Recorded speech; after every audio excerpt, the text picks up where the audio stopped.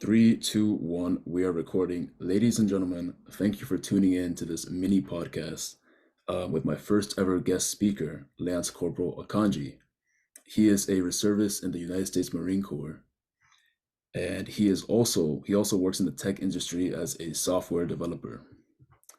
Thank you for being here. If you wouldn't mind giving us a quick introduction with just your name, age, where you're from, your job position, and how much you make. Okay, so my name is Sadiul Akhankji. I'm 21 years old. I am a software developer at a company called Pfizer. No, not the pharmaceutical company that Mhm. makes the COVID vaccines. It's a fintech company spelled FISERV. They handle they do all like the background work for all of the big banks in America, like the transaction processing every time you tap your card out of wherever you tap it. Um, and a bunch of other stuff, but that's just the main thing that I can think of right now. Um, what was the other questions? How much you make? I made 85K currently starting, That's really and good. It's impressive. So the next question I have is, what are your responsibilities in that job? my responsibilities to so I'm still relatively new. Right. So a lot of it is just learning, but it basically anytime there's an issue with the software that some bank is like they're having an issue with the software that we're providing them, we have to they assign out these defects to us, and then we just research the issue and understand why it's happening and then try to fix it in the code and then release a fix every quarter. That's basically it. Okay. That's very cool. So when did you first get into the idea of working as a software developer? Well, I actually was really into CS and like all things tech related, like since I was little. Like in middle school, I started trying to learn how to do HTML and CSS, like on Code Academy online, just Mhm. because I didn't have anything else to do. So it was just something to pass the time with. And I mean, I liked doing that stuff. So I went to a high school to learn CS specifically. It was called Academy for Software Engineering. They over there I learned like more like the basics of like programming languages in general, which was gave me I think a good foundation. And then I went to college for it, but ended up dropping out to join the Marine Corps. Um, yeah, then I while joining the Marine Corps, I went down a different path because there is no actual computer science related MOS or job in the Marine Corps. There was only a cybersecurity related job. And since it was related to computer science, I was like, let me do it. And yeah, I think I went a little off topic there, but No, that's totally fine. It's supposed to be about you and your journey, basically. That's super interesting, especially the part that you said you didn't finish college. But going backtracking, you said CS and you said something else. So for people like myself that don't know what that means, is that like what short for computer science? Like what is yes, CS? Computer computer science. science. Yeah. We could just move on to the next question. So the next one was, did you go to college? And if you didn't, why? You already went into that a little bit, but why did you decide to I guess not finish college? Oh gosh. I've gone down this rant for multiple people anytime they ask me, but I really, really, really hate the whole like way college is set up right now. Mhm. Most colleges are set up right now. Some are changing now, but I hate how you have to go through so many prerequisites just to start a class that you want to learn. Like for me, my example, I wanted to do CS. I couldn't start any CS related classes, even though I already took them in high school. I took AP CS classes, AP CS principles and AP CSA, I think was for application. But I took already college level classes in high school, but once I got to college, they were like, no, you can't do any college level courses because you have to do all these prerequisite courses, which were completely unrelated to CS. And it was just like, oh, like it wasn't making sense. Like it was kind of stupid. Like, I want to go, if I'm paying like all this money to go to college, I want to learn what I want to learn, not all this random garbage. Most of the stuff, all these gen ed, prereq stuff that people learn in college, it's just in and then out, like after the class is over. It's Yeah. not worth my time. I really hated that. Like in high school, like, oh, it really boiled my blood. So I was like, I'm not gonna sit through a whole year wasting my time. I'm just gonna learn it on my own. And I just slowly stopped going to classes and kept learning it on my own. And then after a little while of doing that, it's that what I did was definitely a risky move. It's you really got to stay dedicated, like disciplined on like learning that stuff like every single day. If you decide to leave college, because that's kind of like a safety net. So I wanted to do something like now, like immediately. And at the current level that I was at, like it was hard to find like an actual job. And so to get more experience doing something tech related, I looked at the Marine Corps. They had a lot of cybersecurity related jobs, and cybersecurity was another thing I was interested in high school. I had a teacher who actually did like an after school thing. It wasn't really a club. He wasn't even a teacher. He was just like the network guy for our school, and he just is like anyone who wanted to learn, he would just come to his room and he would teach them how to set up like connections and like other basic troubleshooting stuff. And yeah, so that's where I started learning, getting interested in cybersecurity. And so I was like, hey, it's related to computer science. Let me join the Marine Corps and see what it's about. I learned a lot about cybersecurity in the Marine Corps, and my background in computer science helped me understand it a bit faster than others. I would say it gave me a little bit of an edge, and yeah, that's that. Yeah, that's why I joined Yeah, for for sure. cybersecurity, and it was worth it in my opinion.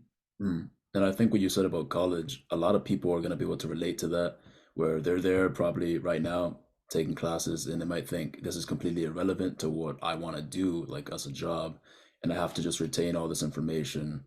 Um, I don't want to go on a limb and say college isn't for everybody, but I understand what you're saying. And I think a lot of people are going to relate to that. So, what were the exact steps you took to obtain the job you currently have once you knew that you wanted to pursue that? The job that I currently have, well, Or like, what was the process like to get to where you are right now, essentially? so for me, the process was a little different than I guess how anyone else would want to try to get into what I do. I'm a software developer, but specifically, I'm a mainframe developer. So I work on mainframes using mainframe programming language, COBOL specifically. That no one teaches COBOL in college anymore. So if you want to learn it, you would have to go through some kind of boot camp or training that offers it, or just self-study online, which is kind of rough because it's the resources out there aren't very robust compared to like other modern day programming languages, just because it's so old and not a lot of people do it anymore. But yeah, I got lucky. The company that I work for, Pfizer, trained me to learn COBOL and how to use like mainframes. Uh, right now they're currently hiring a lot because they need mainframe programmers. And I mean, I just all I what helped me get the position that I'm at right now was mainly that I am a reservist. So, because they wanted military people to hire, and my tech background helped a lot also. But yeah, That's really cool. That's good to know for a lot of people. They might think, I think the newer generation, they might think there's no advantages to being in the military, associated with the military in any way. Um, so that's awesome. there's definitely a lot of benefits to the military. 100%.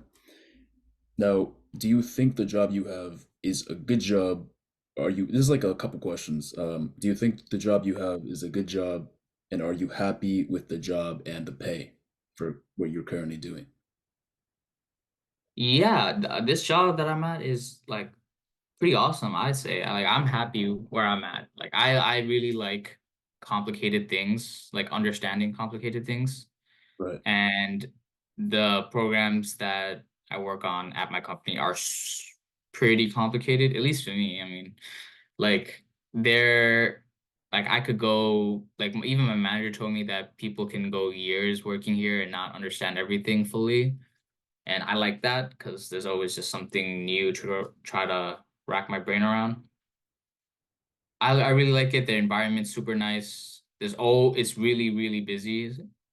So there's always something to get done. And I'm never gonna be just sitting on my ass, like wasting time, which isn't the one, I guess the main like catcher for me. Like I don't like wasting my time. Like I want to be doing something productive. Of course. And yeah, like or while I'm working there, I feel like I'm always productive in some way. So yeah, everyone there's super friendly. Like I've never like all the memes you would see on like online about like corporate work environments being like toxic and all that stuff. Like I don't see that where I'm at. Like everyone's super kind, everyone's super helpful. Like they're part of Pfizer's like slogan is like they say they're a human company. And like I actually feel that when I work there. Like everyone there is pretty human and like flexible, not like the stereotypes you hear. Yeah, that's fantastic. I think there are like a couple of jobs, very few, I would say, that people actually enjoy working for. I think the majority of jobs come with there's at least one thing that you have to kind of compromise, whether it's the hours, that's not being remote and not giving you something that you want.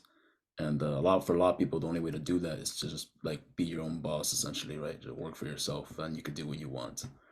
But that's awesome. That's good to hear. So I have one more question, and it's gonna be if you could give your younger self one piece of life advice, what advice would that be? So take your Mm. time.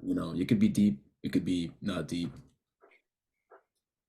Oh boy, there's a lot of pieces of advice that I would give myself that I've thought about in the past. Um, So that's totally fine. I mean, if you want to mention more than one, that's up to you. it's hard. Okay. I've thought about this question multiple times every Mhm. time I look back.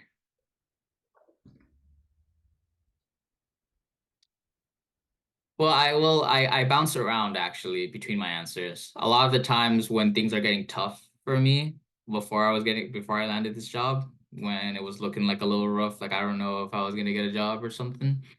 I was like, oh man, should I have dropped out of college? Should I have stayed in? But then I look at where I am now, even before I got this job, like I look at the experiences that I got, and I guess like regardless of where I was, I still had something that I was happy about, and I still had a lot of new experiences that I wouldn't have gone if I stayed in college. So I tried not to regret my decisions. But I kept, like I said, I always bounced around between should I have stayed, should I have dropped out. So I think what I would tell myself younger is to be confident in my decisions more, be more content. Yeah, just more confident in the decisions that I make because regardless of whatever happens, Like there's a the it's what I make of whatever like decision happens. I don't know if I'm explaining this good. It's Oh, like I understand it. Yeah. I can like I just have to make the most of what I have. Like regardless of what path I go down, like I could have had a very good career or like or a good life or I could have had a lot of nice experiences when I was in college if I stayed in, but I had a lot of really awesome experiences that helped me mentally, physically, spiritually after dropping out. And, looking back doesn't help me. It's just, I just spent time that was just wasted time, like thinking of what could have been when I should have been thinking of what can I do to be better. There's no Yeah. point being stuck in the past. And yeah, regardless of where I could have been, it doesn't matter because where I'm here right now. There's like 100 things I could be doing to give me a better outcome. So Yeah, I love that. That's really great. I think there's a lot of people. I mean, that's really motivational. And what you're trying basically saying is don't live with regret, right? Because you can't go back in time and you can't change yeah, anything. Just move forward. That's really good advice. exactly. I think people are stuck in the past. They're like, damn, if I had just done this or done, you could only move forward and just keep moving forward. Don't ever regret what you did. I mean, Hmm. unless something like, morally wrong, but that's really good. Just out of curiosity, how far did you get into college? So, like, what semester, what year? I didn't even finish my first year. I was like, Hmm. I think dropped out like after the first semester or Hmm. in the beginning of the second. Yeah. So I really, didn't, I never actually like dropped out. I just stopped going to classes. So yeah. Well, I think that qualifies as dropping out. yeah, Yeah. yeah. Um, and I think it's also really fascinating for people to know that you became a software developer because this was kind of shocking to me. I thought, like, yeah, maybe 5 years ago, maybe a little different, maybe back in the days. But modern day, like you at 21 became a software developer without a college degree. So it'll be eye-opening to someone who maybe is watching this who wants to be a software developer, because that's what that will be in the title. It's your job, and they'll know. Well, okay, see, I can also like, kind of follow in those footsteps and do a similar thing. And whether you want to go to college, and get a degree at some point, that option is always open to you. But that would conclude the interview. So thank you for giving us your life story and talking about your job. Thank you for your time. Awesome. Okay, great. Thank you. You too. Take care, man. Thanks Of for having me. course.